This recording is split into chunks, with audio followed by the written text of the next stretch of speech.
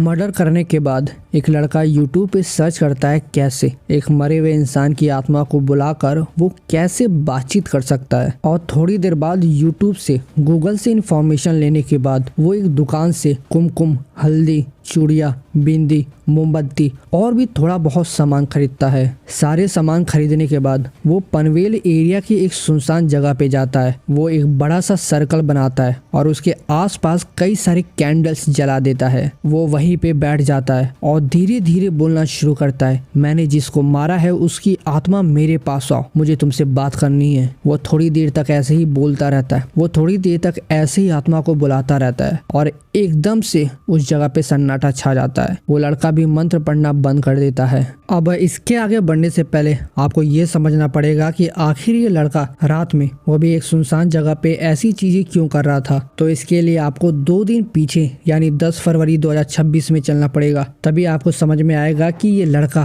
किसकी आत्मा को बुला रहा था और क्यों। और इस केस की सबसे वायरल और सबसे बड़ी बात, वो लड़का पुलिस के सामने, मीडिया के सामने जो बोलता है, जो चीजें बताता है, उसे सुनकर मीडिया वाले हैरान हो जाते हैं और ये वीडियो पूरे सोशल मीडिया पे वायरल हो जाता है।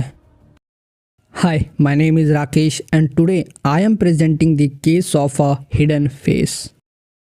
10 फरवरी 2026 को 24 साल की राधिका अपने फैमिली से बताती है कि उसके बर्थ सर्टिफिकेट में कुछ इश्यूज हैं। वो सर्टिफिकेट सही कराने कलेक्ट्रेट ऑफिस जा रही है। राधिका के फादर उसको कलेक्ट्रेट ऑफिस के पास छोड़कर अपने काम पे निकल जाते हैं। अब कुछ घंटों बाद राधिका अपनी छोटी बहन को कॉल करके कहती है वो अपने एक दोस्त की बर्थडे पार्टी में जा रही है। उसके साथ उसके क्लासमेट्स भी जा रहे हैं, इसीलिए आने में लेट हो जाएगा। रात के 11 बज जाएगा।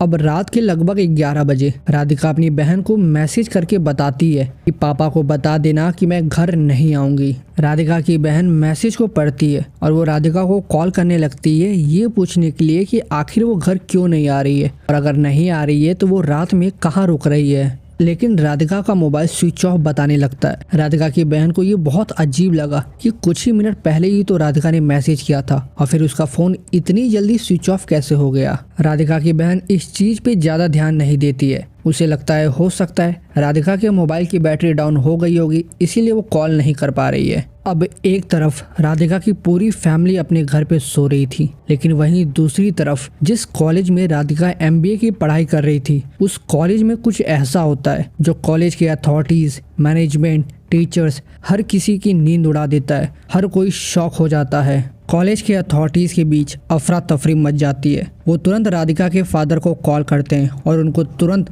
कॉलेज आने के लिए कहते हैं। राधिका के फादर डर जाते हैं कि आखिर कॉलेज वाले उनको इतनी इमरजेंसी में क्यों बुला रहे हैं। क्या राधिका के साथ कुछ गलत हुआ है, क्या वो सही सलामत है या नहीं। और वो यही सब सोचते सोचते कॉलेज पहुंचते हैं और उन्हें वहां पता चलता है कि कॉलेज के व्हाट्सएप ग्रुप्स में उनकी बेटी राधिका की प्राइवेट वीडियो अपलोड हुआ है। उस वीडियो में उनकी बेटी के साथ एक और लड़का है, लेकिन उसका फेस इमोजी का यूज करके छिपाया गया है। और सबसे शॉकिंग बात, ये वीडियोस राधिका के फोन से ही अपलोड किया गया है। कॉलेज अथॉरिटी ने सारे ग्रुप से वीडियोस को डिलीट करवा दिया है और इसकी इंफॉर्मेशन IT सेल को भी दे दिया है ताकि वीडियोस को और भी ज्यादा सर्कुलेट ना किया जा सके।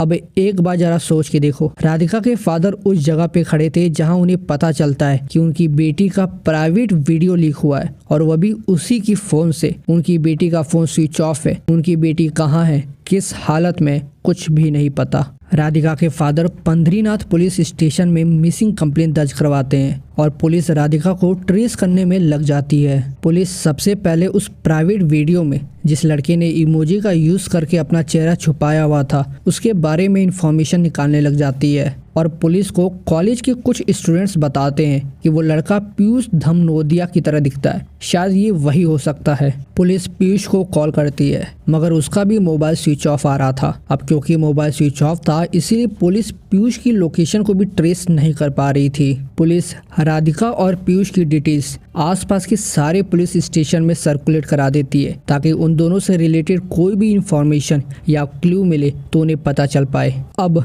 यहाँ पे सीन चेंज होता है। राधिका के घर से लगभग 9 किलोमीटर दूर 13 फरवरी को इंदौर के द्वारकापुरी के एक घर से पड़ोसियों को बहुत अजीब सी स्मेल आने लगती है। घर का दरवाजा बंद था और अंदर से जो स्मेल आ रही थी वो इतना ज्यादा गंदा था कि पड़ोसियों को डाउट होता है कि घर के अंदर कुछ तो है। इसीलिए वो द्वारकापुरी पुलिस स्टेशन को इस बारे में इन्फॉर्म करते हैं। पुलिस वहां पहुंचती है। वो घर का दरवाजा तोड़कर अंदर जाते हैं और उन्हें वहां दिखता है कि एक लड़की बेड पे मरी हुई है। बॉडी की कंडीशन इतनी ज्यादा डिस्टर्बिंग थी कि पुलिस भी देखकर हैरान रह जाती है। बहुत ही ज्यादा विभत्स सिचुएशन थी उसके शव की, तो ऐसा किसी भी व्यक्ति के साथ में नहीं होना चाहिए।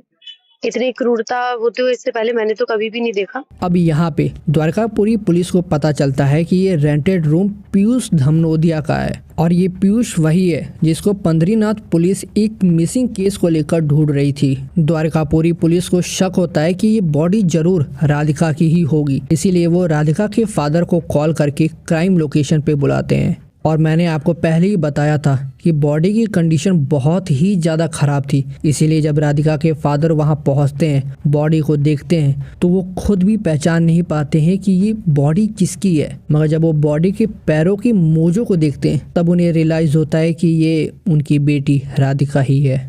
अब पुलिस को पीयूष के घर के पास की एक सीसीटीवी फुटेज भी मिलती है जिसमें पीयूष और राधिका दोनों एक साथ पीयूष के रेंटेड हाउस की तरफ जा रहे थे और लगभग 2.5 घंटे बाद पीयूष सिर्फ अकेले उस रूम से बाहर आता है और उसके हाथों में एक बड़ा सा बैग भी था। पुलिस को अब पता था कि राधिका के मौत के पीछे कौन है। अब बस पुलिस को पीयूष की लोकेशन का पता करना था और इसके लिए डीसीपी कृष्णलाल चांदनी पुलिस की एक टीम बनाते हैं और पुलिस की ये team CCTV footage, digital footprints, technical evidence, contacts का यूज करके ये पता लगाती है कि पीयूष इंदौर से भागकर मुंबई के अंधेरी में छुपा हुआ है।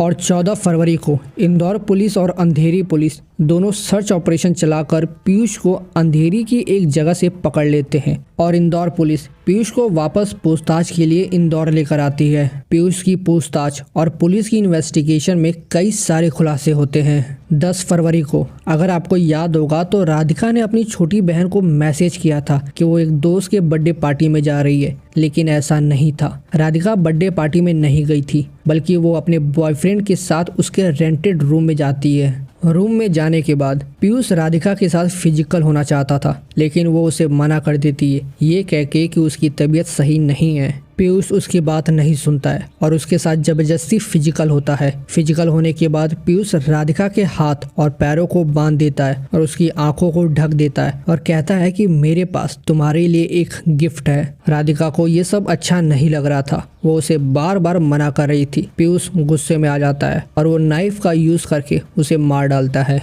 और मारने के बाद वो थोड़ी देर तक वही रूम पे रुकता है। फिर वो रूम से बाहर आता है, एक लिक्विड शॉप से बियर खरीदता है और वापस रूम में जाकर राधिका की बॉडी के पास बियर पीता है। फिर वो राधिका के फोन से उसकी प्राइवेट वीडियोस को कॉलेज के सारे ग्रुप में भेज देता है और इसके अलावा वो राधिका के व्हाट्सएप स्टेटस में भी वो वीडियो लगा देता है और राधिका के कॉन्टेक्ट लिस्ट में जितने भी लोग थे वो उन सबको वीडियोस भेज देता है। अब आपके मन में सबसे बड़ा सवाल होगा कि राधिका ने उसे फिजिकल होने से मना कर दिया तो सिर्फ इसीलिए उसने राधिका को मार दिया?